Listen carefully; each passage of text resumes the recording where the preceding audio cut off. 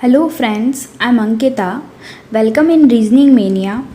I hope आप सबका जो लॉकडाउन पीरियड है उसमें आप अपनी अच्छे से स्टडीज़ कर रहे हैं, क्योंकि आपको बहुत अच्छी अपॉर्चुनिटी मिली है अपनी स्टडी को बूस्ट अप करने के लिए। तो प्लीज़ आप इस टाइम का यूटिलाइज़ करिए और रीजनिंग की जो स्टडी है वो रीजनिंग मेनिया के साथ इस लॉकडाउन पीरियड में भी कंटिन्यू रखिए। रीजनिंग मेनिया में हमने रीजनिंग के 5 टॉपिक कवर कर लिए हैं।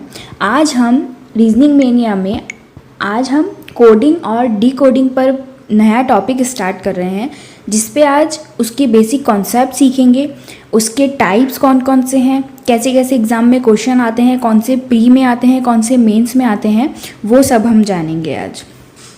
तो आज जो ये है वो हमारा 6th टॉपिक है। इससे पहले मैं 5 टॉपिक को syllogism, inequality, order and ranking, direction and distance and blood relation complete करा चुकी हूँ। बेसिक कॉन्सेप्ट और जो भी क्वेश्चंस हैं जो एग्ज़ाम में पूछे गए हैं उससे रिलेटेड जो भी हैं वो सारे मैंने उस अपने प्रीवियस वीडियोस में कंप्लीट कराए हैं। तो प्लीज़ उन वीडियोस को देखिए और मेरे चैनल को लाइक एंड सब्सक्राइब करना ना भूलें। तो हमारा सेशन स्टार्ट करते हैं। आज हमारा सेशन हम स्टार्ट कर रहे हैं एक मोटिवेशनल कोट के साथ, जिसमें है mistakes are proof that you are trying. जब हम कुछ भी काम करते हैं, अगर हमसे वो गलती होती है, कुछ भी गलती हो रही है उसमें, तो क्या है, इसका मीन्स ये नहीं है कि हमें उस टास्क को बीच में ही छोड़ देना है कि वो हमसे अब बार बार उस चीज़ में गलती हो रही है तो अब हम कर ही नहीं सकते हैं। मतलब हमें डिप्रेस नहीं होना है, क्योंकि क्या है, अगर हमसे मिस्टेक हो रही है इसका मीन्स क्या है कि हम ट्राई कर रहे हैं। तो हमें जो भी मिस्टेक है उस पर ओवरकम करना है और अपनी गोल को अचीव करना है। जो मिस्टेक है वही हमें प्रूफ करती है, हमें बताती है कि हाँ, हमने आज कुछ नया सीखा है। अगर हम मिस्टेक्स ही नहीं करेंगे, अगर हमारी लाइफ ऐसे ही चलती जाएगी, उसमें कुछ मिस्टेक नहीं है, मतलब तो कैसी बोरिंग लाइफ हो जाती है। ठीक है, कुछ अप एंड डाउन्स आने भी बहुत ज़रूरी है, ताकि क्या है, उससे हम स्ट्रॉन्ग बनते हैं और नई चीज़ें सीखते हैं। ठीक है, तो ये आज हमारा आज का कोड था। अब हम हमारा सेशन स्टार्ट करते हैं, जिसमें आज हम पढ़ने वाले हैं कोडिंग एंड डिकोडिंग के बेसिक कॉन्सेप्ट्स। हमारा आज का जो टॉपिक है वो है कोडिंग डिकोडिंग।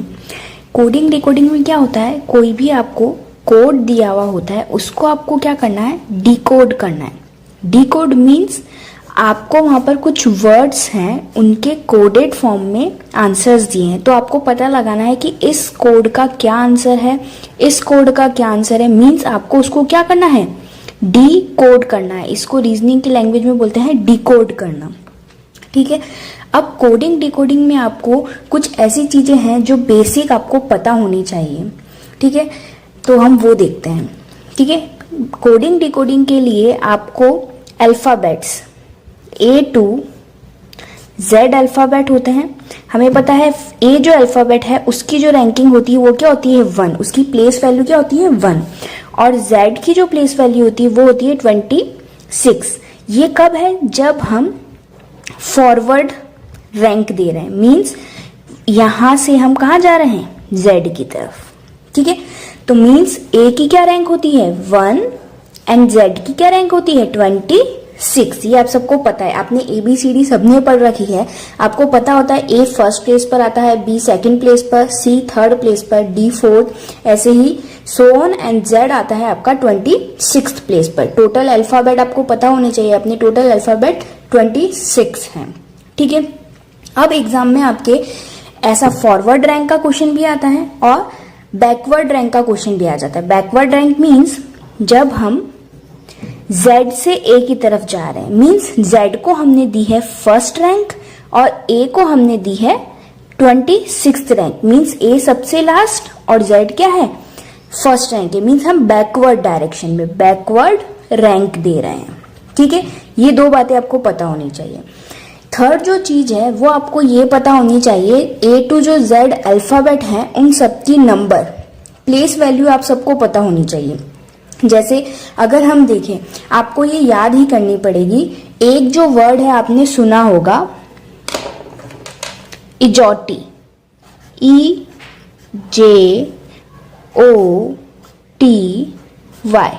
अब आप बोलेंगे इजोटी, इसका क्या मीन्स होता है।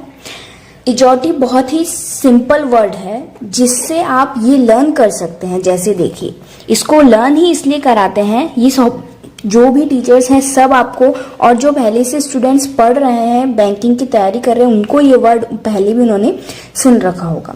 बहुत ही नॉर्मल वर्ड है ये इसलिए लर्न कराते हैं क्योंकि हमें क्या है, 5 वर्ड्स जो हैं, देखिए ई की जो प्लेस वैल्यू होती है वो क्या होती है 5, जे की प्लेस वैल्यू होती है 10, ओ की प्लेस वैल्यू होती है 15, टी की प्लेस वैल्यू होती है 20 एंड वाई की प्लेस वैल्यू होती है 25।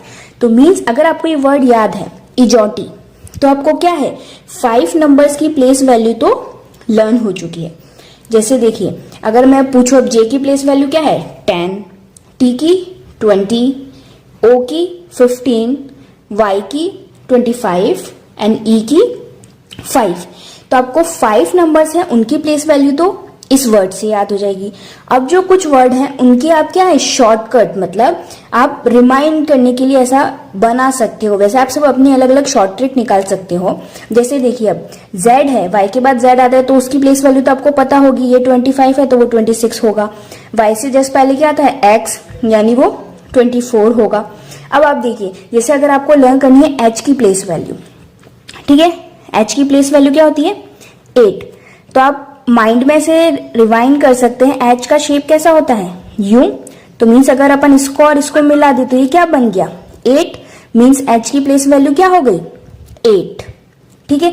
ऐसे ही अगर हम m और w का देखें, ठीक है, m और w, m को क्या है ये 3 है, अगर हम इसको, ये अभी हॉरिजॉन्टल, अगर हम इसको वर्टिकल लिखे तो ये कैसा आएगा 3, ठीक है, और ये उल्टा 3 है, ठीक है। तो इसको भी अगर हम हॉरिजॉन्टल लिखेंगे तो 3, ये फर्स्ट से आ रहा है, फर्स्ट से पहले m आता है बाद में w आता है, तो ये फर्स्ट एंड ये सेकेंड, यानी m की प्लेस वैल्यू हो गई 13 एंड w की प्लेस वैल्यू हो गई 23।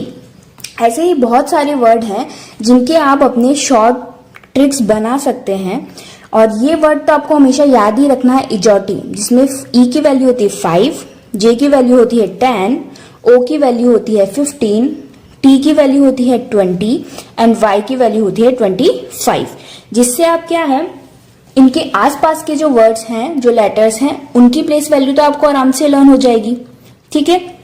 ये आपको याद रखना है, ठीक है।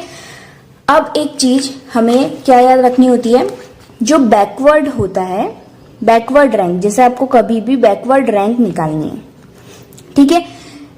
फॉरवर्ड रैंक तो हो गई ए की 1, बी की 2, सी की 3, और आपको क्या है ये सारी लर्न करनी है। आप 1 दिन या 2 दिन आप पढ़िए तो आपको क्या है लर्न हो जाएगी, क्योंकि कोडिंग डिकोडिंग में ये बहुत ही काम आने वाली है आगे। क्योंकि देखिए, जैसे आपको कोई भी एकदम से पूछ ले जे की प्लेस वैल्यू क्या होती है, तो आपको याद होना चाहिए 10, और पी की 16, डब्ल्यू की इट्स 23 एंड क्यू की इट्स 17। तो जैसे मुझे याद है वैसे आपको भी ये लर्न होनी चाहिए कि कौन सी प्लेस वैल्यू पर कौन सा लेटर आता है, ठीक है। तो आज आपका ये होमवर्क है, आप सबको ये ए से लेकर जेड तक की प्लेस वैल्यू लर्न करनी है, ठीक है। जब आप फॉरवर्ड रैंक लर्न कर लेंगे तो आप बैकवर्ड आराम से निकाल सकते हैं। बैकवर्ड के लिए क्या करना होता है, 27 में से जो फॉरवर्ड रैंक है उसको आपको सबट्रैक्ट करना होता है। अब आप देखिए, जैसे अगर मेरे को जे की हमें पता है फॉरवर्ड रैंक है 10, अगर अब मुझे इसकी बैकवर्ड रैंक निकालनी है तो मैं क्या करूंगी 27 में से सबट्रैक्ट कर दूंगी 10 को, मीन्स जो उसकी फॉरवर्ड बैकवर्ड रैंक है किसकी जे की, तो बैकवर्ड रैंक जे की क्या आ जाएगी 17, ठीक है। एक तो ये है जो फॉर्मूला जिससे आप निकाल सकते हैं। बैकवर्ड रैंक का फॉर्मूला क्या होता है 27 में से आप जो फॉरवर्ड रैंक है उसको आप सबट्रैक्ट कर दीजिए, ठीक है। 27 में से ही हमने क्यों सबट्रैक्ट करा, क्योंकि टोटल जो लेटर्स है वो कितने हैं 26, उससे एक इंक्रीज करके फिर हम सबट्रैक्ट करते हैं, ठीक है। ये बात आपको समझ आई। अब देखिए, हमें एक और चीज भी इसमें जो कोडिंग डिकोडिंग है उसमें क्वेश्चन सॉल्व करने से पहले ये बात भी पता होनी चाहिए, जो होते हैं अपोजिट लेटर्स। क्या लर्न करना है अब हमें, अपोजिट लेटर्स, ठीक है। अपोजिट लेटर्स के लिए मैंने एक शॉर्ट ट्रिक बनाई है, आप अपनी शॉर्ट ट्रिक अलग बना सकते हैं, मैं मेरी बताती हूँ कि मैंने क्या बनाई है, ठीक है। देखिए, ए का जो अपोजिट होता है वो होता है जेड, बी का जो अपोजिट होता है वो होता है वाई, सी का जो अपोजिट होता है वो होता है एक्स, डी का जो अपोजिट होता है वो होता है डब्ल्यू। ठीक है, पहले मैं 4 का बताती हूँ। अब इसके शॉर्ट ट्रिक मैंने क्या बनाई है, आज, ठीक है, इसकी बनाई है मैंने बॉय, इसकी बनाई है 6, इसकी बनाई है दूध वाला। ठीक है, आगे आता है E F G H I जे के एल एंड एम। ई का जो अपोजिट होता है वो होता है वी, इसकी मैंने बनाई है E V E N I N G, evening. ठीक है, एफ का होता है यू, इसकी बनाई है मैंने फुल। जी की बनाई है, जी का अपोजिट होता है टी, जिसकी मैंने बनाई है जी टी रोड। एच का अपोजिट होता है एस, जिसकी बनाई है मैंने हाई स्कूल। आई का होता है आर, जिसकी बनाई है इंडियन रेलवे। जे क्यू, इसका है जैक क्वीन, या आप और कुछ भी बना सकते हैं अपनी मर्जी से, मैंने जैक क्वीन बनाई है। ठीक है, के का है एल, मीन्स काला पानी। के का होता है पी। एल का होता है O, L O V, love. M का होता है एन, इसका बना है मन। ठीक है, ये अपोजिट लेटर्स हैं जो आपको याद होने चाहिए, बट आप इनको याद कैसे करोगे, तो उसके लिए एक शॉर्ट ट्रिक है। देखिए, मैंने जो बनाई वो बताती हूं। आज बॉय ने 6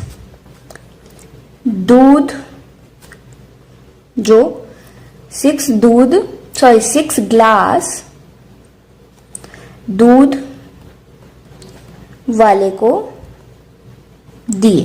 ठीक है, इसमें आपको ये जो मैं हाईलाइट वर्ड कर रही हूं वो क्या है, हमारे लेटर्स हैं। ठीक है, आज बॉय ने 6 दूध वाले को दिए, ये याद हो जाएगा। इसके बाद इवनिंग में वो कहाँ गया, फूल, मैं इसको ऐसे लिख रही हूं, फूल लेकर जीटी रोड हाई स्कूल के पास इंडियन रेलवे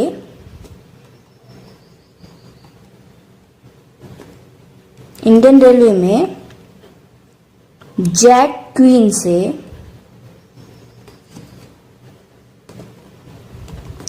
मिला। अब आपको पता है जैक क्वीन क्या है, बहुत बड़े, पहले मैं बताती हूँ। यहां पर हमारा वर्ड है evening, full, GT road, high school, Indian railway, jack queen. अब इसके आगे की जो स्टोरी है वो बताती हूँ। जैक क्वीन क्या है, बहुत बड़े पर्सन्स हैं, ठीक है, उनसे ऐसे तो कोई मिल नहीं सकता है, पर वो क्या है, वो ऐसे ही बिना किसी परमिशन के उनसे मिलने चला गया। तो क्या हुआ, उसे काला पानी की सजा दे दी।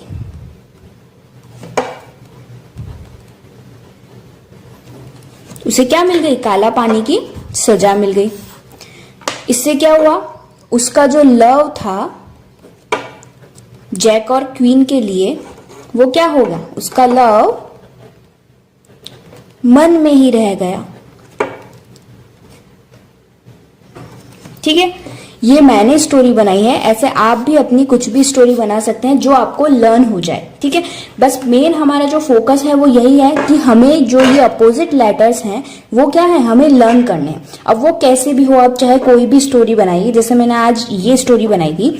आज बॉय ने 6 ग्लास दूध वाले को दिए, इवनिंग में फूल लेकर जीटी रोड हाई स्कूल के पास इंडियन रेलवे में जैक क्वीन से मिला। बट क्या है, जैक क्वीन तो बहुत बड़े पर्सन है, ऐसे विदाउट परमिशन उनसे कोई नहीं मिल सकता, तो उसे काला पानी की सजा दे दी। इससे उसका जो लव था वो क्या हो गया, मन में ही रह गया। तो कितना इजीली कहानी की फॉर्म में आपको ये जो अपोजिट लेटर्स हैं वो लर्न हो जाएंगे, ठीक है। ये आप लर्न कर लोगे। आज आपका यही टास्क है, आपको अपोजिट लेटर्स लर्न करने हैं, जिससे क्या होगा, जो हम हमारे क्वेश्चन सॉल्व करेंगे उसमें आपको बहुत ही हेल्पफुल रहने वाले हैं। अब आप देखिए, जब आपको ये ए होता है, उसका जो नंबर होता है वो होता है 1, बी का 2, 3, 4, 5, 6, 7, 8, 9, 10, 11, 12, 13, 14, 15, 16, 17, 18, 19, 20, 21, 22, 23, 24, 25 एंड 26, ठीक है। अब अगर आपको जो अपोजिट लेटर्स हैं वो अगर आपको लर्न है तो क्या है, आप ये विदाउट इस फॉर्मूले के ही जो बैकवर्ड रैंक होगी वो निकाल सकते हैं। जैसे अगर अब आपको बैकवर्ड रैंक निकालनी है, अगर हमें अपोजिट लेटर्स लर्न नहीं होते तो हमें इस फॉर्मूले का यूज करना होता। बट देखिए, अगर आपको बैकवर्ड रैंक है वो लर्न है, ठीक है, तो आप क्या करोगे, ए की बैकवर्ड रैंक क्या होगी, जो जेड की रैंक है, ठीक है, वही ए की अपोजिट रैंक होगी, वही ए की क्या होगी, अब बैकवर्ड रैंक होगी, जो 26 की जेड की क्या है, रैंक है। ऐसे ही अगर हमें डी की रैंक निकालनी होती है बैकवर्ड, तो क्या डी की बैकवर्ड रैंक क्या होगी, जो डब्ल्यू की रैंक होगी, ठीक है, 23। ऐसे ही अगर हमें डब्ल्यू की, ये तो उसकी क्या है, फॉरवर्ड रैंक है 23, अगर हमें उसकी बैकवर्ड रैंक निकालनी है तो क्या होगी, जो डी की रैंक होगी। देखिए 1 2 3 4, तो डब्ल्यू की जो बैकवर्ड रैंक होगी वो क्या होगी, 4, जो कि डी की फॉरवर्ड रैंक है, ठीक है। तो आपको अगर अपोजिट लेटर्स लर्न होंगे तो आपको 27 में से सब्ट्रैक्ट करने की जरूरत नहीं है, आप ऐसे ही आंसर्स निकाल सकते हैं, ठीक है। अब देखिए, जो कोडिंग डिकोडिंग है उसमें 4 तरह की कोडिंग्स होती है, ठीक है। यहां लिखती हूं मैं। फर्स्ट जो होती है वो होती है सब्स्टिट्यूशनल कोडिंग, ठीक है।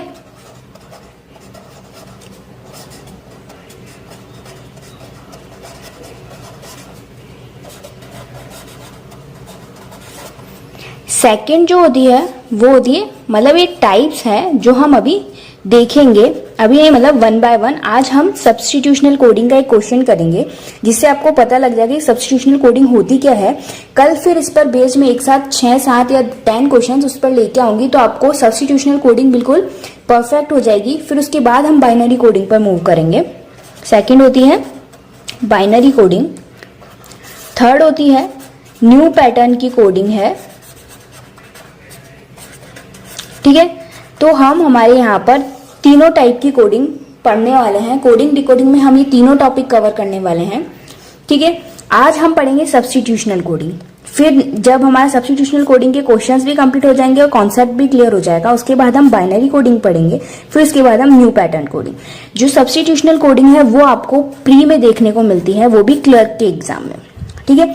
बाइनरी कोडिंग और ये जो न्यू पैटर्न कोडिंग है, न्यू पैटर्न कोडिंग तो आपको मेंस में ही देखने को मिलती है, ये प्री में नहीं आती क्योंकि बहुत टाइम कंज्यूमिंग होती है, तो ये आपको मेंस में देखने को मिलती है। बाइनरी कोडिंग है वो आपको प्री में भी प्लस मेंस दोनों में देखने को मिल सकती है, ठीक है। तो आज अभी हम देखते हैं सब्स्टिट्यूशनल कोडिंग कि सब्स्टिट्यूशनल कोडिंग होती क्या है और कैसे आपको उसके क्वेश्चन सॉल्व करने होते हैं, ठीक है। देखिए, सब्स्टिट्यूशनल कोडिंग में ये आपको क्वेश्चन दिया होता है, in a certain coding language open the math book is written as CV MT ZB FA।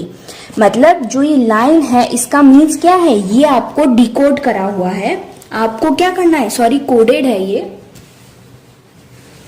Code किया हुआ है, ये लाइन है उसका मीन्स कोड किया है, ये आपको पता लगाना है कि ओपन का क्या मीन्स है, द का क्या मीन्स है, मैथ का क्या है, बुक का क्या है। एक चीज आपको याद रखनी है, जैसे यहाँ ओपन फर्स्ट दिया है तो आपको ये नहीं मानना है कि जो सीवी है वो ओपन का ही कोड है, ऐसा बहुत कम चांसेस में होता है। मतलब 100 में से आप देखो तो 0.01% ही होगा जब आपको जो फर्स्ट वर्ड दिया है वही वहां पर उसकी कोडिंग, सब्स्टिट्यूशनल कोडिंग की बात कर रही हूं मैं, ठीक है। यहां पर ऐसा होता है, मतलब ओपन का जो कोड है वो CV, MT, ZB, FA इन चारों में से कोई भी हो सकता है, हमें नहीं पता, ठीक है। सेकेंड लाइन में हमें दिया है बुक आर गुड फ्रेंड, इसका कोड है AT, FA, LA, KA। Tough are math question, इसका दिया है KA, QM, NT, CV।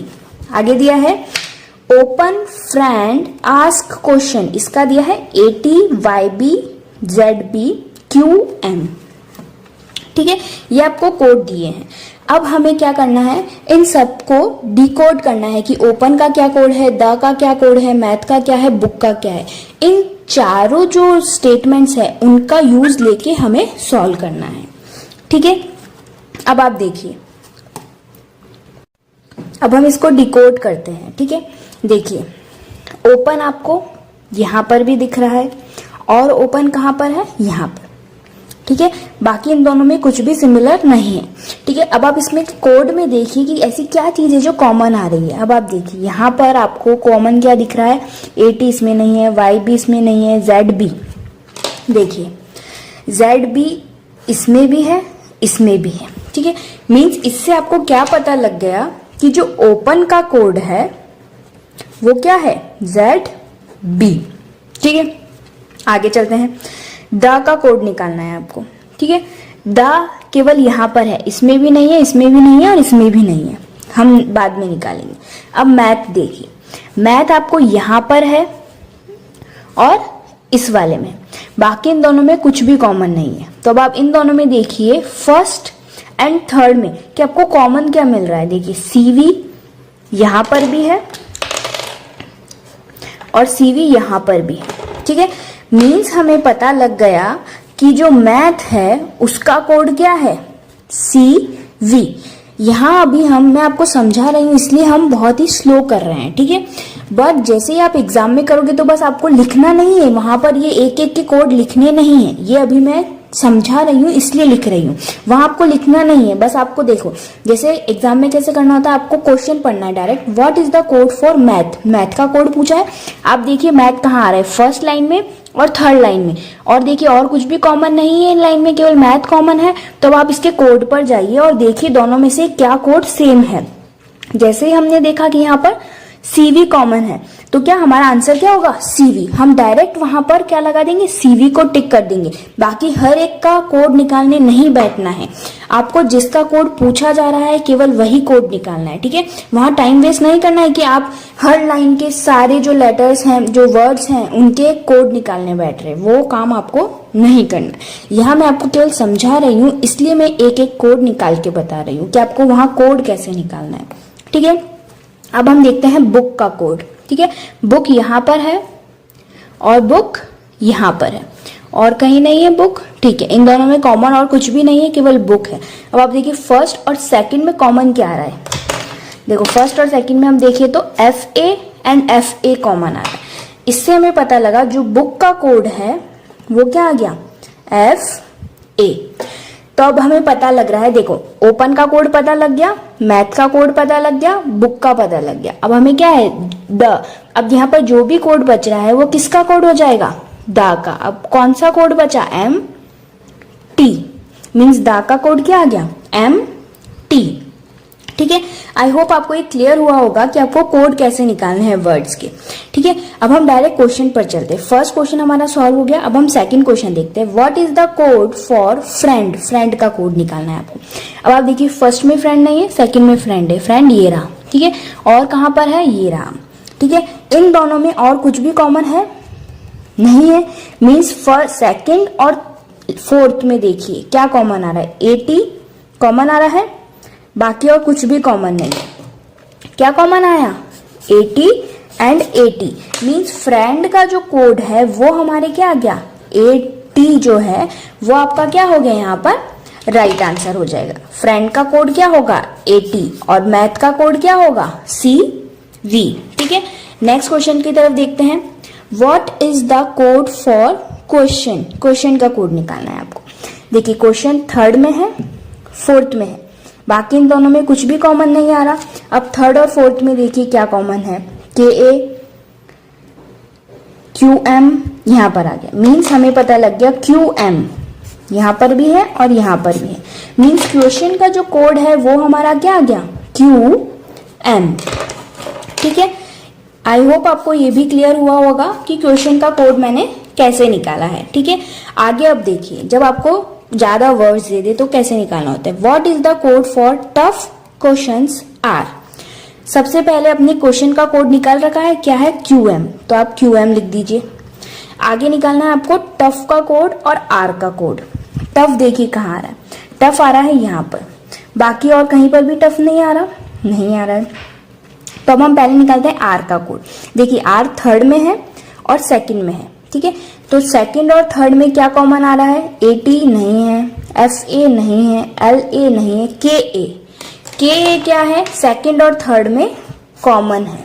ठीक है, और क्या है वो किसका कोड हो जाएगा, आर का कोड हो जाएगा। तो हम यहाँ लिख देते हैं आर का कोड क्या आ गया KA। ठीक है, अब आप इस लाइन में देखिए, आपको आर का कोड पता है KA, मैथ का कोड पता है CV, क्वेश्चन का कोड पता है QM। तो जो ये बचा हुआ है NT वो किसका कोड होगा, टफ का, और हमें यहाँ पर टफ का ही कोड निकालना था, तो टफ का कोड क्या आ गया NT, means tough question are, इसका कोड क्या होगा NT QM KA।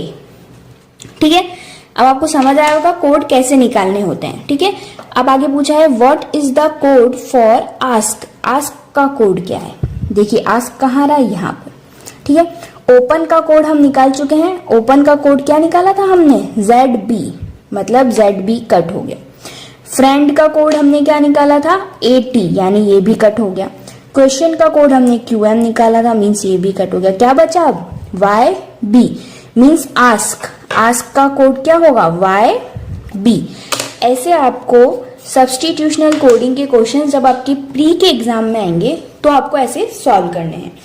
बट आपको मैं एक बार फिर से बता रही हूँ, फर्स्ट थिंग जो ध्यान रखनी है वो है, जैसे वर्ड्स दिए हैं वैसे कभी भी आपको कोड नहीं दिया हुआ होगा। मीन्स ओपन फर्स्ट नंबर पे दिया है तो CV जो कोड है वो जरूरी नहीं है कि ओपन का ही कोड हो, दा का कोड जरूरी नहीं है MT ही हो। ठीक है, ये बात ध्यान रखनी है। सेकंड चीज आपको एग्जाम में जो ध्यान रखनी है वो ये है, आपको सबके कोड लिखने नहीं बैठना है। ठीक है, आपको जो क्वेश्चन में पूछा जा रहा है फटाफट से देख के उसका ही कोड निकालना है। सारे कोड निकालने बैठोगे तो आपका बहुत टाइम वेस्ट होगा, जो हमें एग्जाम में बिल्कुल भी नहीं करना है। ठीक है, आई होप आपको ये सब्स्टिट्यूशनल कोडिंग के जो क्वेश्चन है जो मैंने एग्जाम्पल के फॉर्म में आपको एक्सप्लेन किया था वो आपको क्लियर हुआ है। कल अब मैं इस पर बेस्ड और भी क्वेश्चंस लेके आऊंगी, फिर हमारा सब्स्टिट्यूशनल कोडिंग खत्म होगा, उसके बाद हम बाइनरी कोडिंग स्टार्ट करेंगे। तो कल जो आपका होमवर्क है वो ये है कि आपको अपोजिट लेटर्स लर्न करने हैं। आप कोई भी स्टोरी अपनी बना सकते हैं, अगर आपको मेरी स्टोरी अच्छी लग रही है तो आप इस स्टोरी से लर्न करिए, अदरवाइज आप अपनी स्टोरी बनाइए।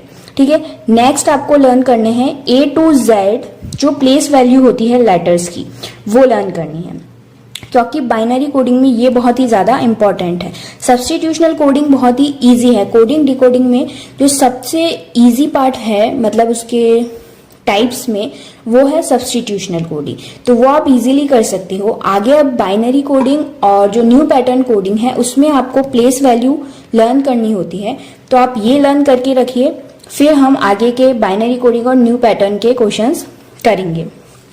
तो हम हमारा सेशन यहीं पे वाइंड अप करते हैं।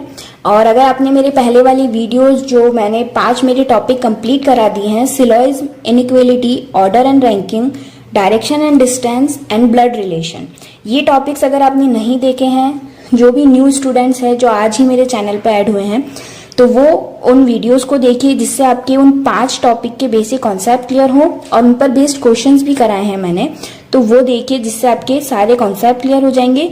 और आज जो मेरा ये कोडिंग डिकोडिंग का जो टॉपिक था वो मेरा 6th टॉपिक है।